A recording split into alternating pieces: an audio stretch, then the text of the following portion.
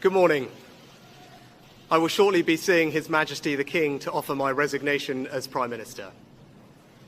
To the country, I would like to say first and foremost, I am sorry. I have given this job my all, but you have sent a clear signal that the government of the United Kingdom must change, and yours is the only judgment that matters. I have heard your anger, your disappointment, and I take responsibility for this loss. To all the Conservative candidates and campaigners who worked tirelessly but without success, I am sorry that we could not deliver what your efforts deserved. It pains me to think how many good colleagues who contributed so much to their communities and our country will now no longer sit in the House of Commons. I thank them for their hard work and their service. Following this result, I will step down as party leader, not immediately, but once the formal arrangements for selecting my successor are in place. It is important that after 14 years in government, the Conservative Party rebuilds, but also that it takes up its crucial role in opposition professionally and effectively. When I first stood here as your Prime Minister, I told you the most important task I had was to return stability to our economy. Inflation is back to target, mortgage rates are falling, and growth has returned. We have enhanced our standing in the world, rebuilding relations with allies, leading global efforts to support Ukraine, and becoming the home of a new generation of transformative technologies. And our United Kingdom is stronger too, with the Windsor Framework, devolution restored in Northern Ireland, and our union strengthened. I'm proud of those achievements. I believe this country is safer, stronger, and more secure than it was 20 months ago. And it is more prosperous, fairer, and resilient than it was in 2010. Whilst he has been my political opponent, Sir Keir Starmer will shortly become our Prime Minister. In this job, his successes will be all our successors, and I wish him and his family well. Whatever our disagreements in this campaign, he is a decent, public-spirited man who I respect. He and his family deserve the very best of our understanding as they make the huge transition to their new lives behind this door, and as he grapples with this most demanding of jobs in an increasingly unstable world.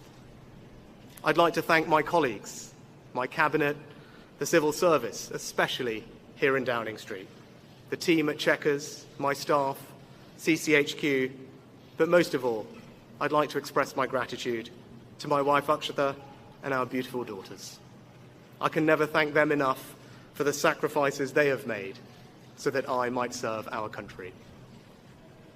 One of the most remarkable things about Britain is just how unremarkable it is that 2 generations after my grandparents came here with little, I could become Prime Minister, and that I could watch my 2 young daughters light Diwali candles on the steps in Downing Street. We must hold true to that idea of who we are, that vision of kindness, decency, and tolerance that has always been the British way. This is a difficult day, at the end of a number of difficult days. But I leave this job honoured to have been your Prime Minister. This is the best country in the world, and it is thanks entirely to you, the British people, the true source of all our achievements, our strengths, and our greatness. Thank you.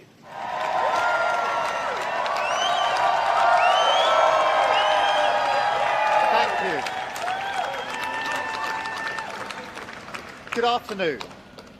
I have just returned from Buckingham Palace, where I accepted an invitation from His Majesty the King to form the next government of this great nation.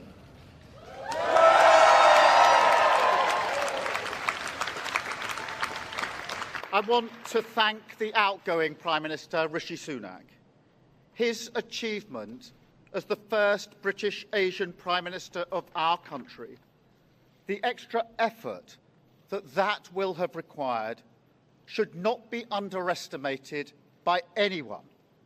And we pay tribute to that today. And we also recognise the dedication and hard work he brought to his leadership. But now our country has voted decisively for change, for national renewal, and a return of politics to public service. When the gap between the sacrifices made by people and the service they receive from politicians grows this big, it leads to a weariness in the heart of a nation, a draining away of the hope, the spirit, the belief in a better future, that we need to move forward together. Now, this wound, this lack of trust, can only be healed by actions, not words. I know that. But we can make a start today with the simple acknowledgement that public service is a privilege and that your government should treat every single person in this country with respect. If you voted Labour yesterday, we will carry the responsibility of your trust as we rebuild our country. But whether you voted Labour or not, in fact, especially if you did not, I say to you directly, my government will serve you. Politics can be a force for good. We will show that. We've changed the Labour Party, returned it to service, and that is how we will govern. Country first, party second. Yet, if I'm honest, service is merely a precondition of hope, and it is surely clear to everyone that our country needs a bigger reset, a rediscovery of who we are, because no matter how fierce the storms of history, one of the great strengths of this nation has always been our ability to navigate a way to calmer waters. And yet this depends upon politicians, particularly those who stand for stability and moderation, as I do, recognising when we must change course. For too long now, we've turned a blind eye as millions slid into greater insecurity. Nurses, builders, drivers, carers, people doing the right thing, working harder every day, recognised at moments like this before, yet as soon as the cameras stop rolling, their lives are ignored. I want to say very clearly to those people, not this time. Changing a country is not like flicking a switch. The world is now a more volatile place. This will take a while. But have no doubt that the work of change begins immediately.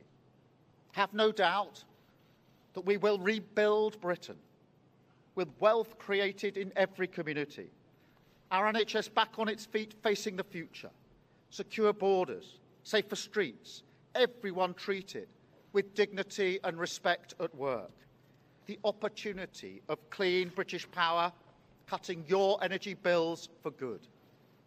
And brick by brick, we will rebuild the infrastructure of opportunity, the world-class schools and colleges, the affordable homes that I know are the ingredients of hope for working people, the security that working-class families like mine can build their lives around. Because if I asked you now whether you believe that Britain will be better for your children, I know too many of you would say no. And so my government will fight every day until you believe again. From now on, you have a government unburdened by doctrine, guided only by the determination to serve your interest, to defy, quietly, those who have written our country off. You have given us a clear mandate, and we will use it to deliver change, to restore service and respect to politics, end the era of noisy performance, tread more lightly on your lives, and unite our country. 4 nations standing together again, facing down, as we have so often in our past, the challenges of an insecure world, committed to a calm and patient rebuilding. So, with respect and humility, I invite you all to join this government of service in the mission of national renewal. Our work is urgent, and we begin it today. Thank you very much.